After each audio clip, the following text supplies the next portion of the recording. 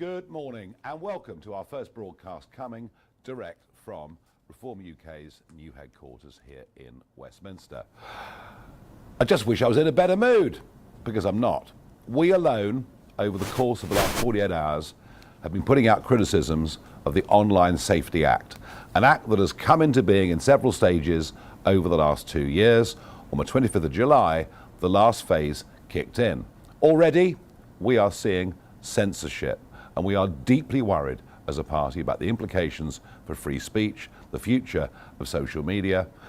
Of course, remember, it's all supposed to be about protecting children. Well, Labour Minister Peter Kyle this morning has been out on broadcast media and indeed on X, and this is what he's been saying.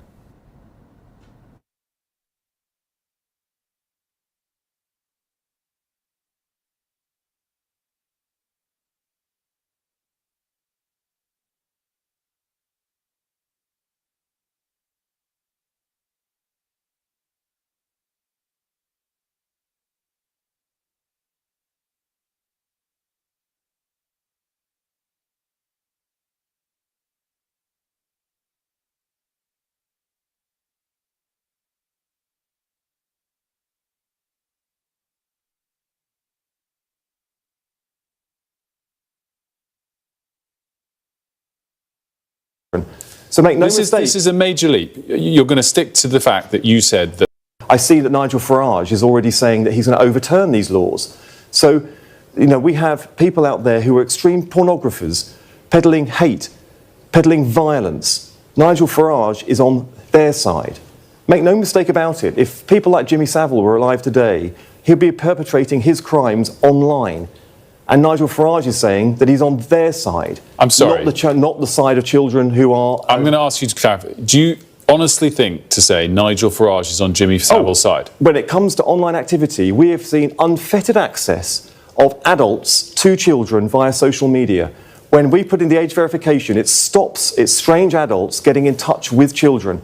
So make no mistake. This is a major leap. You're going to stick to the fact that you said that Nigel Farage is on Jimmy Savile's side. Nigel Farage is on the side of turning the clock back to the time when strange adults, strangers, can get in touch via messaging apps with children. We have now asked to age verify the age in which people can have access to online content, so we can protect children from unwanted, dangerous content, and also those messaging services where people can get access directly to it. Nigel Farage wants to turn the clock right back when all of that, I have absolutely no doubt about it, people are perpetrating more crime online, more danger to children online, and Nigel Farage has said he wants to overturn every single one of the laws that keeps children safe in our country.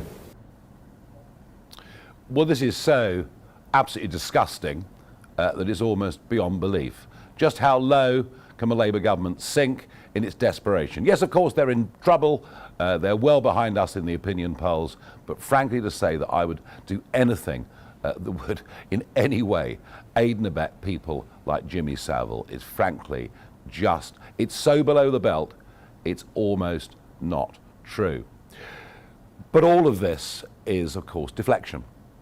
Deflection because we were told from the very start, and by the way, it's not the Labour government that have passed this legislation, it was the previous Conservative government that have passed this legislation, which is why you've barely heard a squeak out of them. But if it's designed to protect children, then I sense it may very, very well have been drawn up by people who don't know what they're doing. I did ask Peter Kyle for an apology, but he's gone out on X and he's not going to back down in any way at all. So there we are. You know, if you want to overturn the Online Safety Act, you're on the side of predators. It's as simple as that. Well, folks, let me tell you something. It is not as simple as that. In fact, far from it.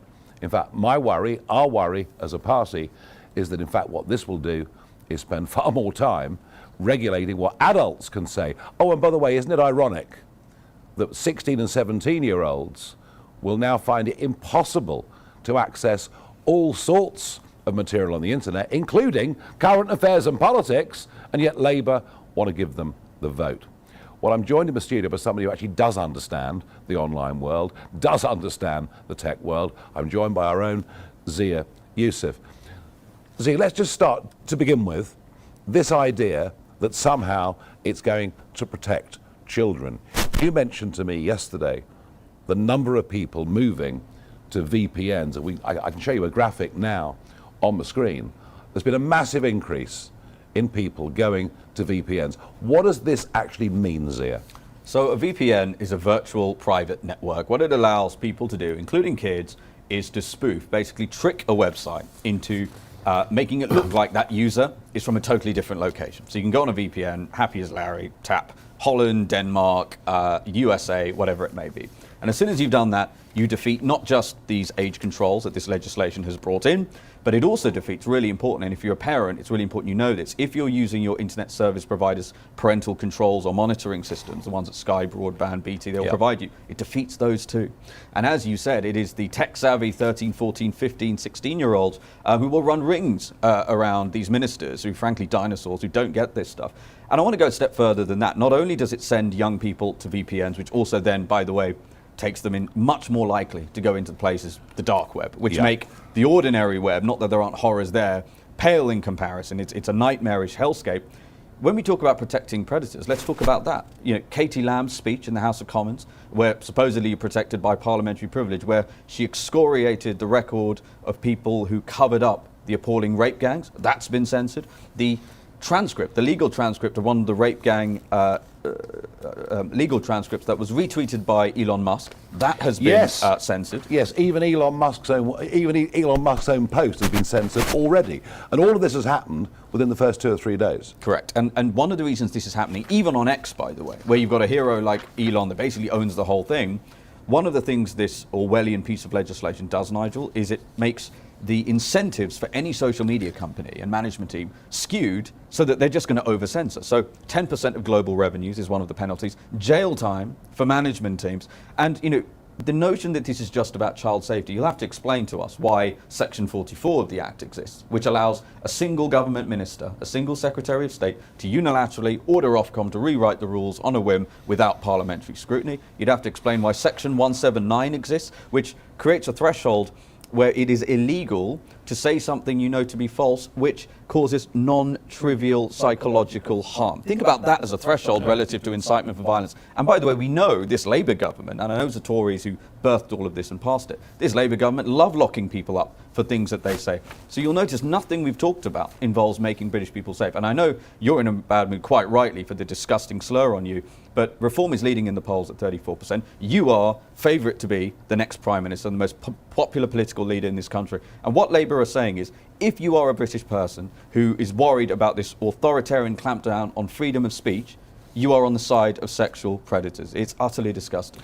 It is, and worse than that, if it is just to protect children, why are they setting up an elite police unit that will monitor what we say about illegal immigration and indeed about asylum hotels too?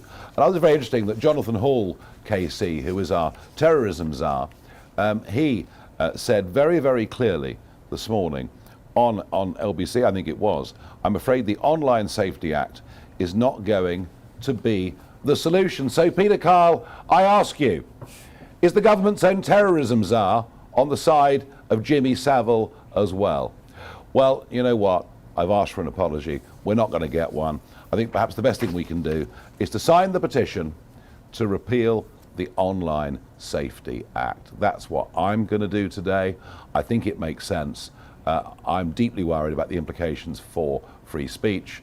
And what is absolutely clear to me is a problem that runs right through British government is that legislation passed by the Conservatives, supported by Labour, no doubt aided and abetted all the way through by civil servants, none of them have got a clue what they're doing. With people like Zia, we've actually got the real expertise. So, Mr. Kyle, can I have an apology, please?